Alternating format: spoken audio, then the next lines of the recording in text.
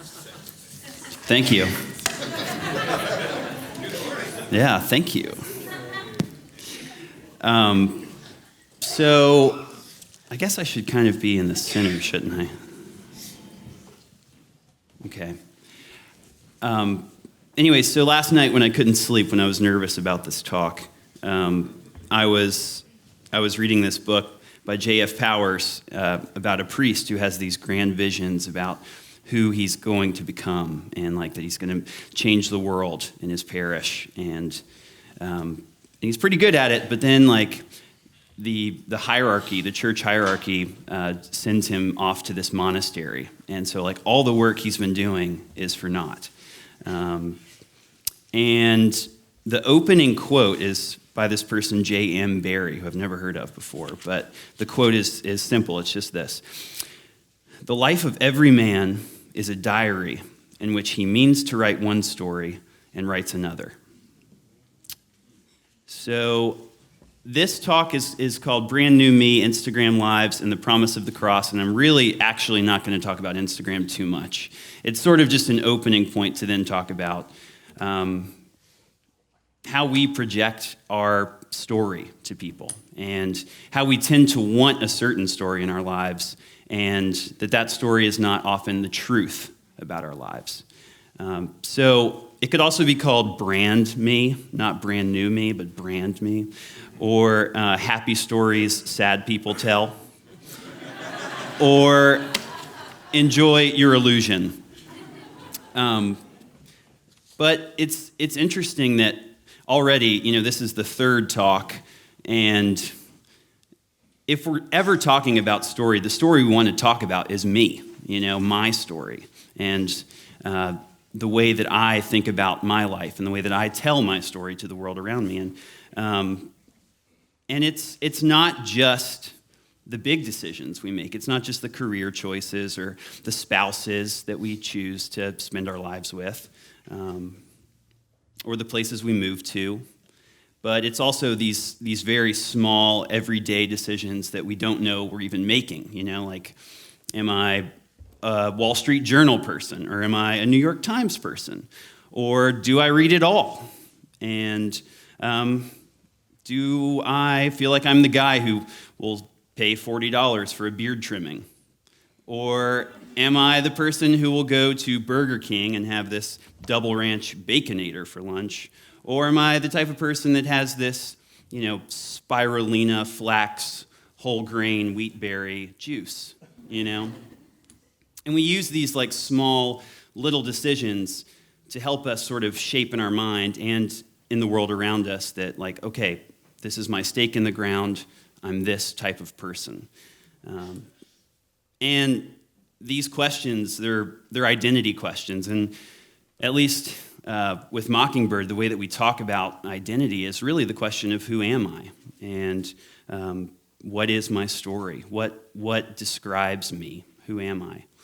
And as Bobette said yesterday, talking about a story, telling our story is a huge part of culture. It's not just a Christian thing. I mean, it's everywhere. We have car companies and news industries and clothing brands that are advertising their story and asking us to become a part of it. As in the motion pictures, we see that there are stories that are aspirational. We see these characters that we want to become, that we resonate with. And it is a part of Christian spirituality, as much as it is a part of self-help psychology. Your life is a story. It is your job to tell the story that you want to tell. So get out there and tell it. And of course, like as social media has become such a part of our lives, and this is pretty much all of Instagram I'm going to talk about, but it becomes, at a ridiculously quick rate, we can tell our stories, and we can project those stories to everyone. Anybody is a celebrity now. We can tell our friends within nanoseconds of what we've just done, what we're doing. And we can show them sort of the story that we're weaving for our lives. And we can also provide real-time detail for those stories. But at the same time, like, we smile about that because, like, those stories aren't exactly true. You know, like, we don't Instagram, like, the trip to Target or, you know, like, the moment when, like, I don't know, you, like, wake up and you smell bad, you know? Instead, we relay these Instagram moments that capture the lives that we want to be living.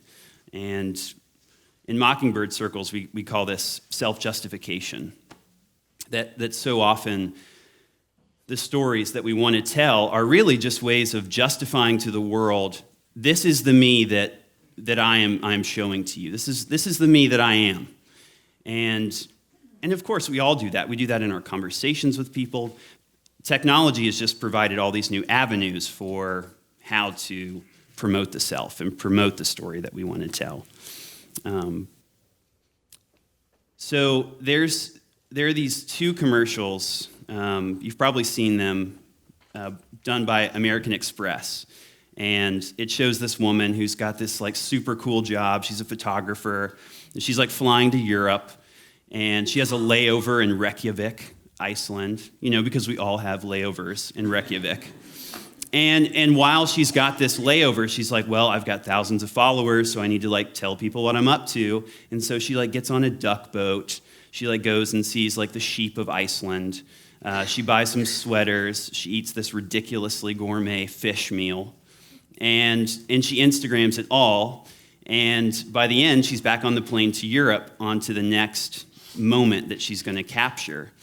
And I guess what we're supposed to take from that moment is, man, what a life, you know? And, like, American Express is going to allow me to sort of live this life that, of course, I already live. But instead, at least for me, the way I see that image is like, what an exhausting way to live. I mean, this is a layover. You're supposed to, like, nap, you know? And instead, she's like, you know, she's completely unflustered by the fact that she's just been flying for 8 hours. And then there's also this moment at the end where she's, like, under a waterfall and she's got this awesome back tattoo, you know, and I don't know how she Instagrammed it. She must have had a photographer with her, but anyways. And the whole idea is, like, spontaneity, right? Like, in Instagram, like, and with selfies and whatever, we have these moments where we take a picture and it's like, look at me being spontaneous, doing this thing I love. And instead, it's so curated, right? I mean, we filter out the things we don't want to show, and we show the things we want to show to create the picture of ourselves we want to be seen. And so, speaking of spontaneity and wanting to capture that spontaneity, the first clip I want to show is from a show called Portlandia. Anybody? Cool. So this is kind of what I think is happening behind the scenes with this, like, Reykjavik ad. So can we go ahead and show that?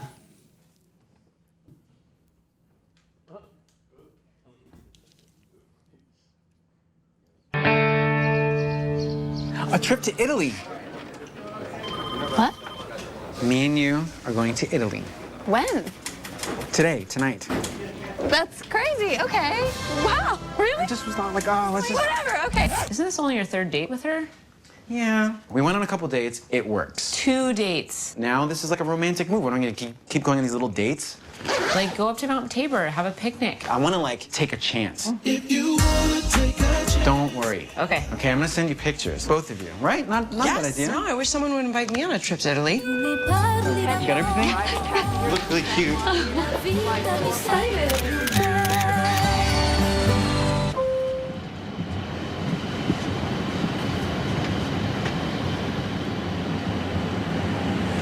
We should get some sleep. I can't sleep on planes.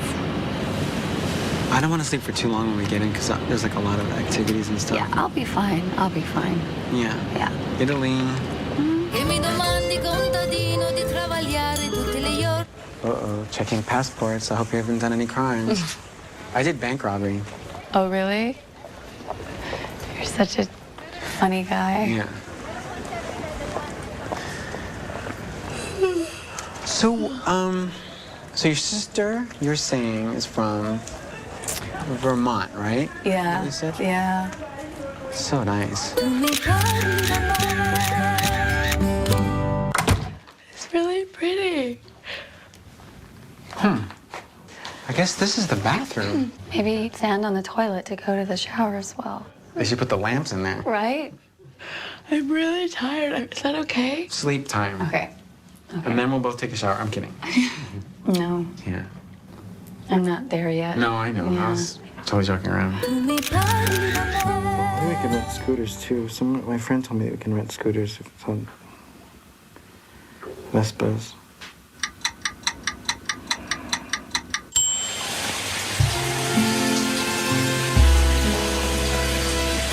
Brad? Oh, Brad? Oh, I didn't know you were awake. are you peeing? Yeah. Oh, I'm hungry. Maybe we could get some food or go for a walk or something. It's pretty late at night. Oh my God, it's 3 a.m. Wait a minute. It's Sunday, right? When does our flight leave? The flight is 6 o'clock in the morning. We have to leave like in an hour, right? It's Sunday. I slept through the whole day and the whole night. Yeah. Why didn't you wake me up? Don't be mad at me about it. I tried. I mean, like you were out. Very badly planned. We have like an hour.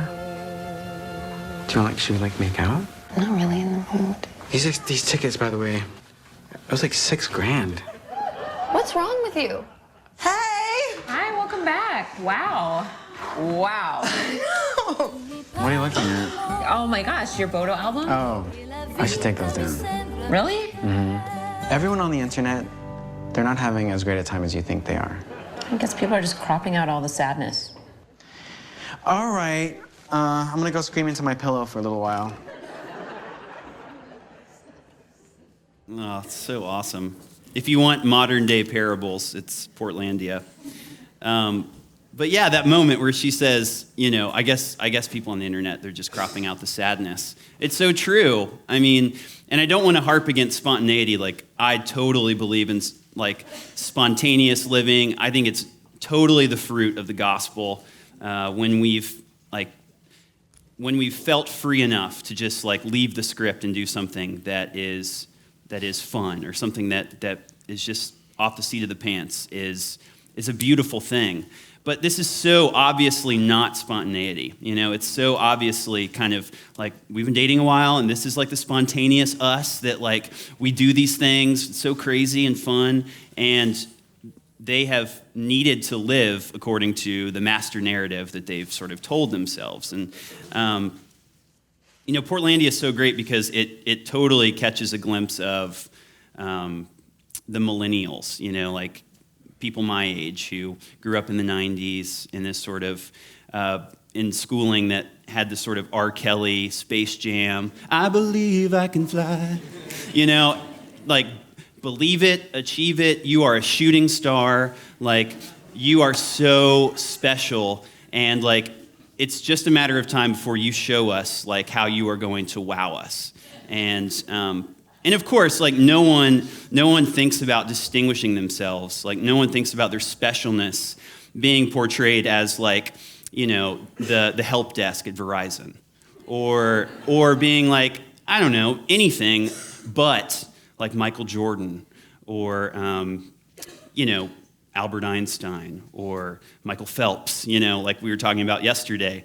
Always you become this mind-blowing new paradigm of a human being. You know, you are always this special creature, you know.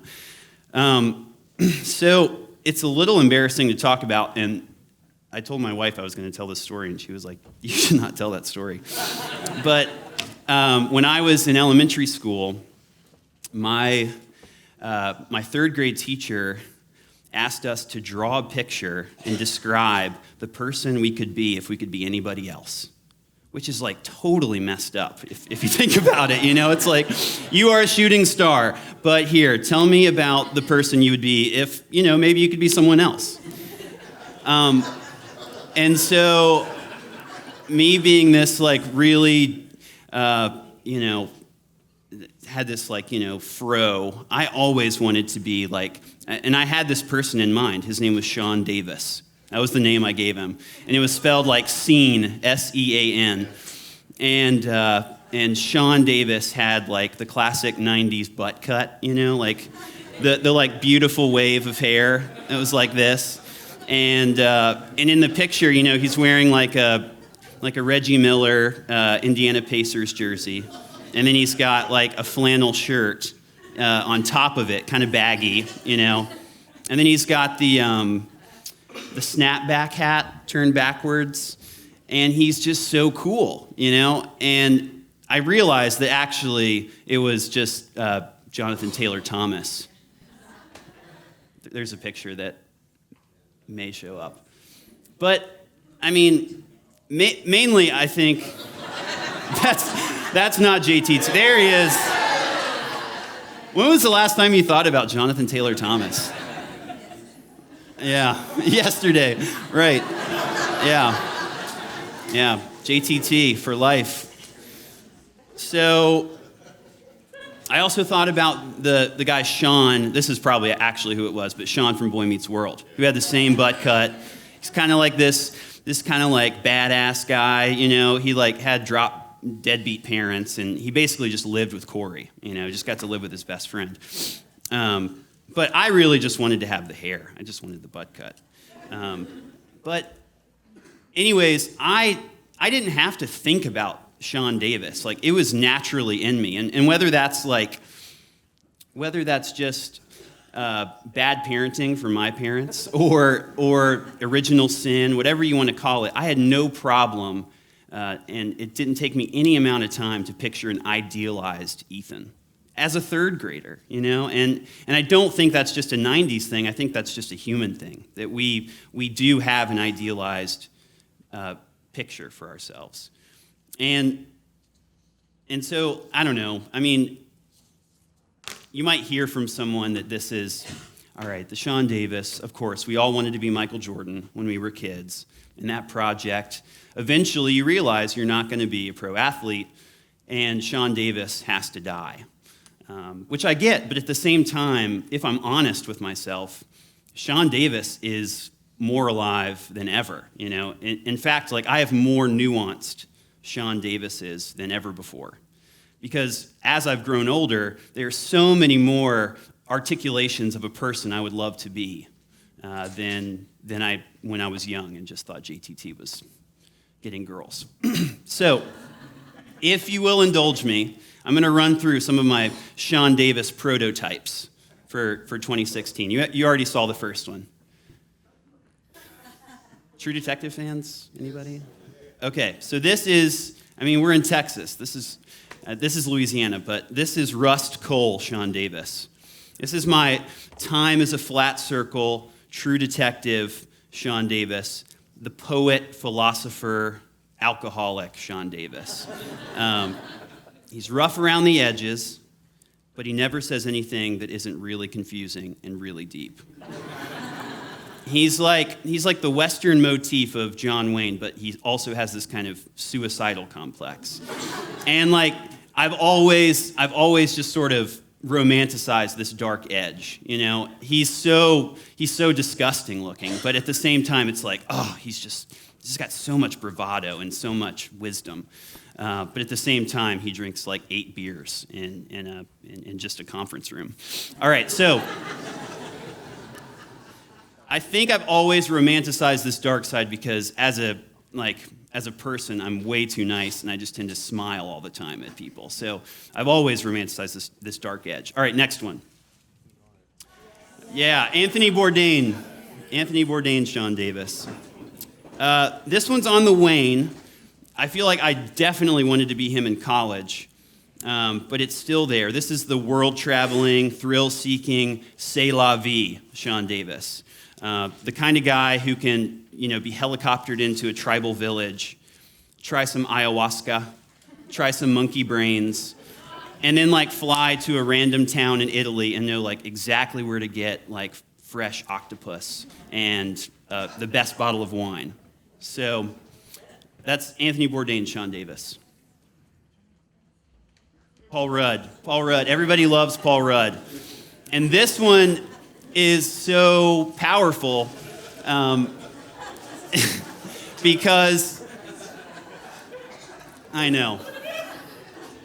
He's just so lovable. I mean, he's like, this is sort of the Sean Davis archetype that everyone wants to be around. He's such a nice guy. Like, everybody wants to have him over to dinner. He's kind to man, woman, and child. And that sounds like, yeah, of course, everyone would want to be that way. But this one's very powerful, strangely enough, the nice guy. All right. You may not know this person. This is Wendell Berry, Sean Davis. I'm a Kentuckian, grew up in Lexington. This is like the agrarian, back to the homeland Sean Davis. This is the one who sort of like is, he could be in New York City making moves, but instead he stayed home and decided to raise his family where he grew up and was true to his roots and became a philosopher, poet in his hometown. And everybody calls him the American man of letters. So this is the mixture of wisdom and I have the dignity to stay home and not go anywhere. All right, next one.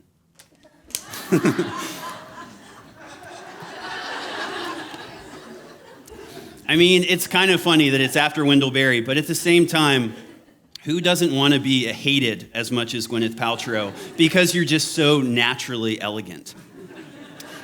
You can do nothing. You can sell a mud soap bar and people will buy it because you are Gwyneth Paltrow. All right, next one. Because we're in Texas, everybody wants to be Tim Riggins. I mean, he's sort of like the apogee of them all, And he has the butt cut. So it all comes back to the butt cut, Tim Riggins. All right, that's all of them. And to be honest, it doesn't even come close to covering it.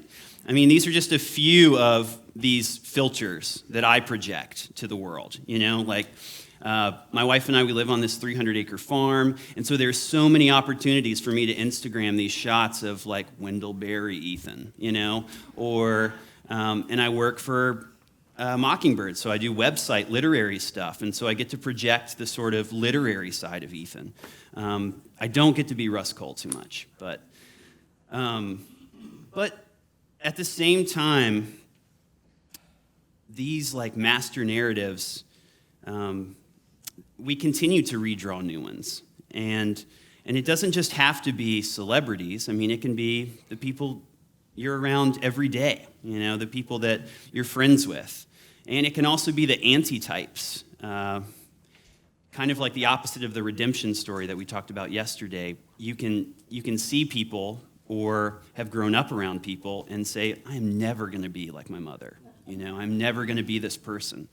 And we live in opposition to a certain archetype.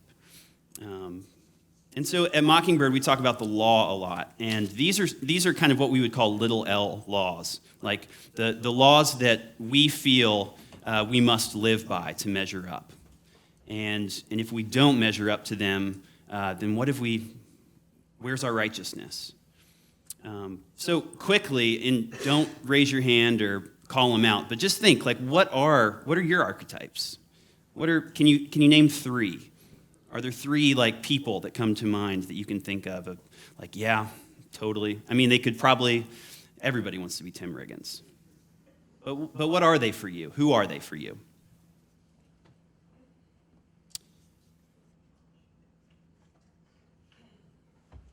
But at the same time, it's interesting because we draw these pictures in our heads of who we ought to be. And some of them are conflicting. I can't be both Anthony Bourdain and Wendell Berry. Wendell Berry, by definition, stays home. Anthony Bourdain doesn't have a home. His home is the world, And so once you put them all in a list like this, it seems totally ridiculous that you could ever measure up in all these ways. And at the same time, on the flip side, you are so much more than one of these archetypes. You are so much more than, I can't be Wendell Berry any more than Wendell Berry can be me. Like the complexities of me and of you are so beautiful and dynamic, and none of these archetypes could ever come close to capturing them. So we have these like alluring storylines and images and character traits, but at the same time, we are one human being with emotional needs and longings that cannot be captured by any one character. But it doesn't change the fact that these storylines loom large. I mean, we tend to think about our lives in conditional terms with achieving them. That's why they are sort of the little L law. If I could just blank, then I would be this. You know, if I weren't so, you fill in, then I would be able to X. So I want to kind of give a glimpse of this. I want to show this. It's a couple clips, but this first one. Does anybody watch the 30 for 30 series that ESPN does? They're amazing. And this was one of the first ones, I think, before they even actually started the series. But this is one called Unguarded, and it tells the story of Chris Herron. Chris Herron's on the right, and he's a Massachusetts-bred basketball phenom. And he grew up sort of in a Dillon, Texas kind of town, Friday Night Lights, where he had these colossal expectations put on him. He was like sort of the white knight of the town. His family were all elite basketball players. He came on the stage and completely dominated. And everyone thought, like, Herron's going to be the one that gets out of town. And he did. He played college ball, and then he wound up years later, like starting for the Boston Celtics. It's like he has arrived, you know. He's like married to his high school sweetheart. He's playing for the Boston Celtics, and he's got a baby boy on the way.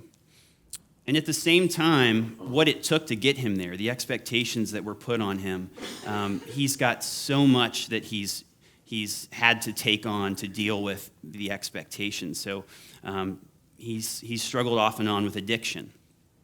And what we see is someone who's arrived at the storyline that he's written for himself, and we're left wondering, like, what's missing? So without saying anything more, let's watch. Okay. Yeah, I mean, it's just amazing, isn't it, that like the arrival of a storyline that someone like an NBA basketball player can craft for themselves, that the arrival at that moment is not a moment of laurels, but a moment of pulling it off, telling a lie, you know, and that you can be where you always saw yourself being and feel like a total fraud.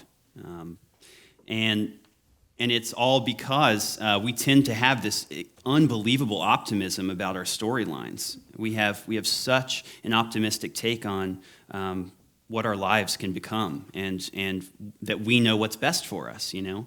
And the Bible's full of these stories. I mean, look at the doofus disciple Peter, you know, like how many times is he totally sure that he's like, that he's the greatest disciple? He's like, yeah, Jesus, I'm coming out to you. And he steps off the boat and he sinks, you know, and then he says, you know, Jesus, I would never deny you.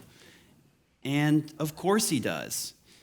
And then Jesus tells the story about the parable, the storehouses, you know, the guy who grows so much grain. He's so #blessed that he's like, well, I got to build a bigger storehouse, you know, like I'm killing it.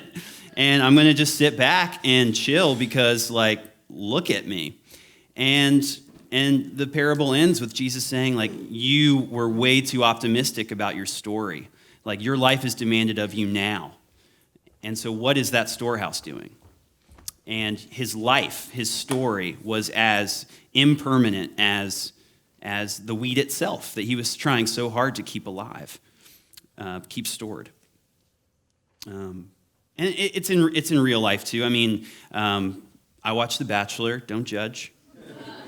And all you have to do is watch one episode of The Bachelor to see, like, all of these girls have the highest hopes. Like, this is my Prince Charming, like we have a really strong connection. I just feel it. And like 29 out of the 30 girls are completely heartbroken, March Madness, like all 64 teams except for one will be disappointed by the outcome. Michigan State, whoops. And you also hear this in Christian circles. I mean, we are the worst when it comes to it. Like, have you heard this? Like, yeah, I mean, we're going through a hard time, but God's sovereign. Or like, it's hard, but it's good. And I really feel like God's teaching me dependence right now. Like, I just really feel like I need to be dependent on him, and that's what he's telling me to do. And it ends up feeling like it's a stopgap to suffering. Like we're confused about the suffering that we're experiencing. And in order to stop the suffering, we hold on to a script that we think might be able to help us navigate it. And then other times, like Chris Herron's story, we're actually the villains to our own story. We self-destruct. We have this storyline, and it's not just about lack. It's not about, well, I could have been this, but I was too short. It's like, no, you had the talent, and then you threw it away. And so in that scenario, which we all have, it's not about lack, it's about guilt. You had an opportunity, you had a responsibility, and you blew it. And in either category, what is so true about us, so true about our Instagram lives, but our own lives, is that in self-justification, we want to tell a glory story. We want to tell a story that shows us climbing this up trajectory that we've believed since the beginning and that we've always stuck to, and we've landed. And it just doesn't happen that way in life, apparently. I mean, and I'm not just talking about cancer or addiction, but little things. We don't see that in little ways we co-opt our stories. There's these little sidelong comments you say to your spouse. I don't know anything about that, but some people do it. Or the inner cynic who watches people walk by and judges, like, oh, there's a classic, like big-haired Texas woman. Or like the fact that when the lights are out and everybody's gone to bed, you happen to sneak back in and cram a bag of Hostess donuts. Like, there's all these little guilts that we sort of slide under the rug in order to tell our glory story. And what ends up happening is that we're either left denying what's really going on in our lives. We sort of feel like we need to pull it off, the story that we're projecting to the world, which is what's going on with Chris Herron, or despair, where we realize that we're a lie and we just throw our hands up and enter the cave of sorrow, And interestingly enough, exactly what Keith was saying, this is the promise of the cross. I mean, this is where Christianity finds its power, because otherwise, this is the end of the road here. Like, we've walked down the road to despair. We're in our cave of sorrow, just like Moses. We're eating our bag of Cheetos, and we're wondering what life is even for. But miraculously, the hope of the gospel is in this precise moment. And so it's amazing to me that in these moments where we hit rock bottom, that the power of the gospel actually lands in our lives. So I'm going to show the next clip of Chris Herron, just a little fill-in for what happened in between. So he's playing for the Celtics. In two separate occurrences, he's found unconscious in his car, having crashed into a light pole, and because he's now developed a heroin addiction. And his wife still doesn't know about it. He's kept it that hidden. He's traveled the world playing professional basketball, and in all these countries he's found a dope dealer. And And so now he is back in his hometown. He's completely reached rock bottom, and he's about to be taken into a rehab clinic for the second time. He's taken out of the police station, and he's thinking about how he's going to kill himself because he has entered that cave of sorrow. He's totally despairing. And this is what happens.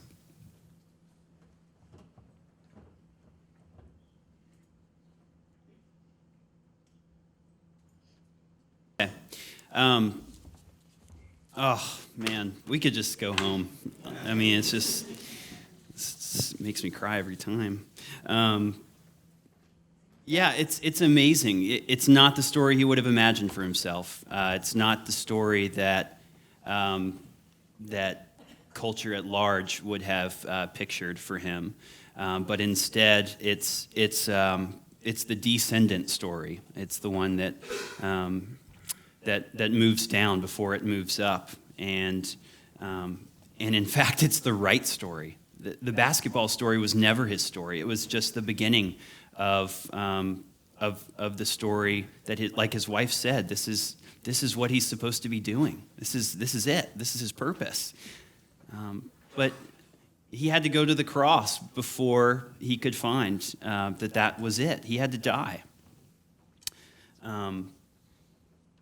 So what ends up happening is that in the same way that we did this sort of story deconstruction last night, our stories need to be deconstructed. You know, all the various Sean Davises that we have constructed for our lives.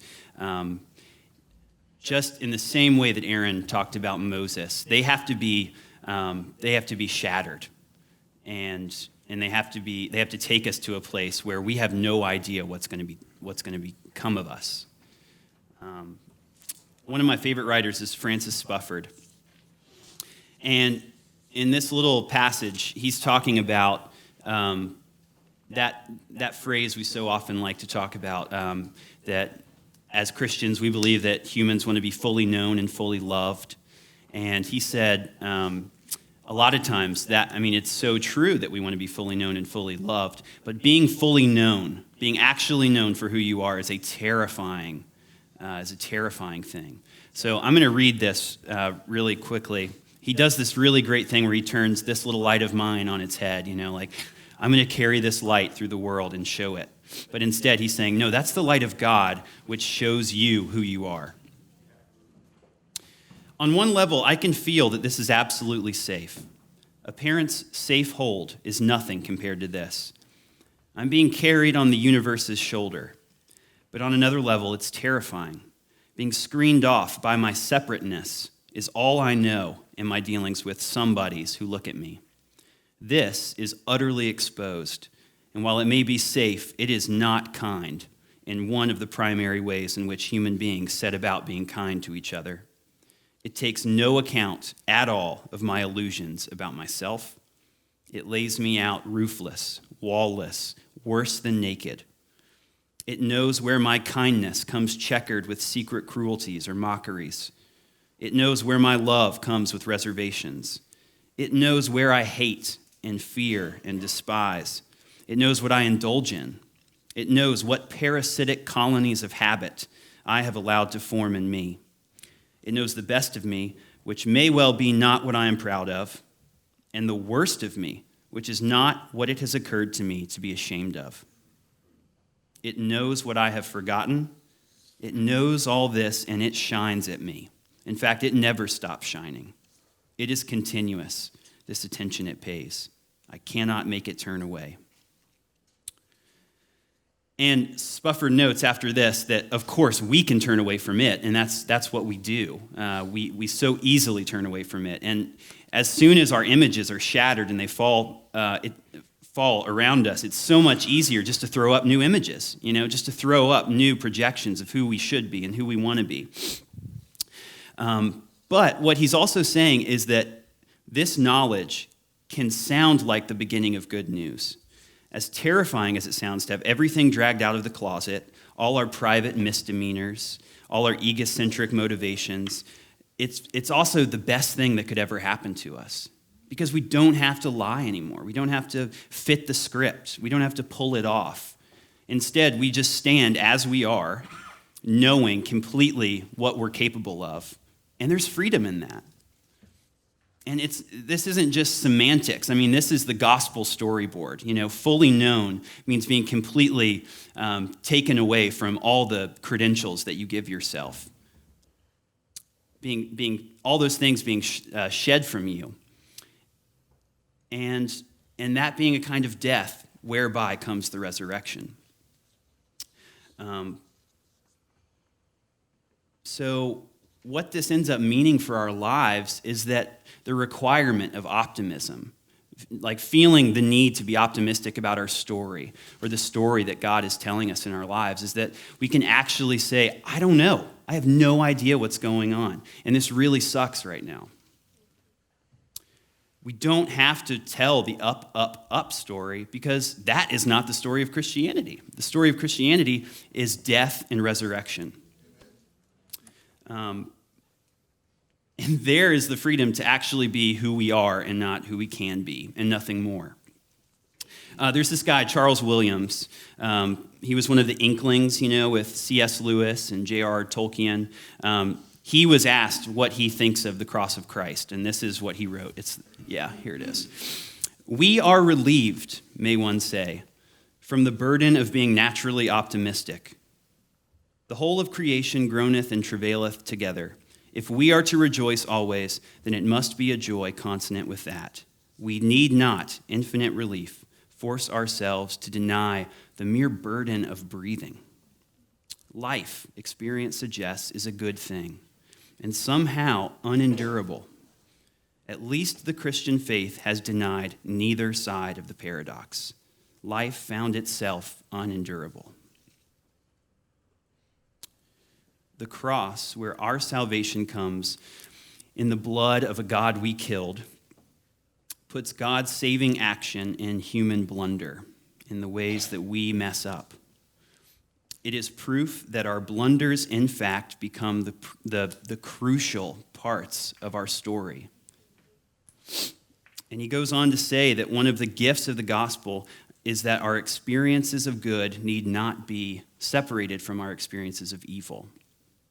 They need not and they must not be. So I want to close just thinking about, there's this parable, the wheat and the tares, or the wheat and the weeds. And Jesus says that there's this landowner, and he's growing his crop, his prize crop that is their livelihood. And the farmers see that the wheat is growing up with weeds.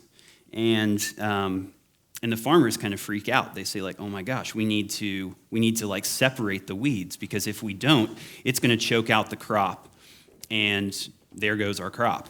So they're actually thinking like good farmers. But the landowner says, just let it be. Leave it alone, because you're going to get confused, and you're going to pull out the wheat too. You're going to think that what is good is actually bad, and you're going to confuse it, and you're going to pull out everything that we have. So let it all grow, and we'll sort it out at the end. But just let it go.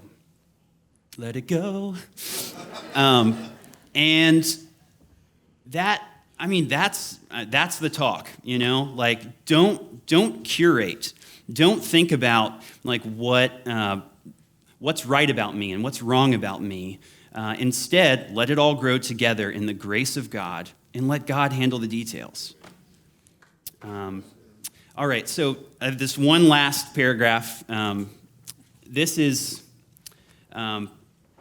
just,